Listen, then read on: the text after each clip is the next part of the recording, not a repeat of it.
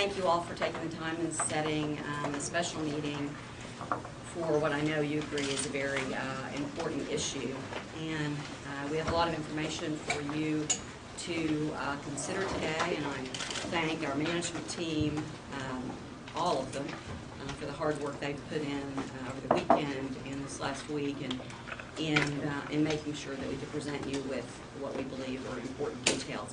Let me start out by putting this in perspective. As you know, we received our October revenue reports, and all significant sources of revenue in the general fund were significantly down. We also just received this week the new valuation for property in the city of Tulsa. The property, for the first time in our history, is now valued at over $3 billion.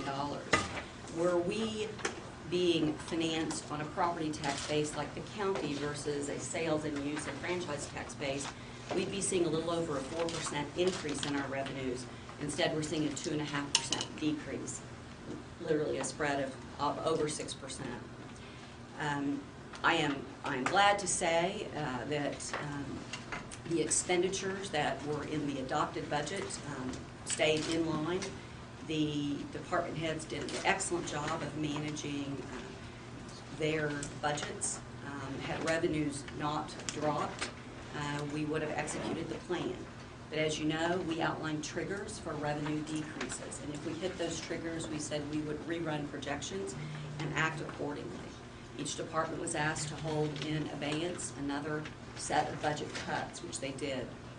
2.5% was requested of every department. We went back and re-reviewed those because several months had passed, hiring had been made, things had changed. We wanted to make sure that the budget cuts that they had originally requested were still the ones that they would stay with. We have elected, and Mike Kyer and Pat Conley and I all believe this is a very important part of our fiscal responsibility. We have elected not to vehemently protect our reserve for other severe emergencies that we might have. So that reserve stands at about $13 million, 5.5%. We did not use the reserve in addressing these budget cuts. All departments did their part. The goals were minimal impact on citizens, minimal impact on workforce. We did not believe additional furlough days were appropriate. Those furlough days, as you know, will have to be made up next year as that budget was addressed, and we believe we had to make actual cuts.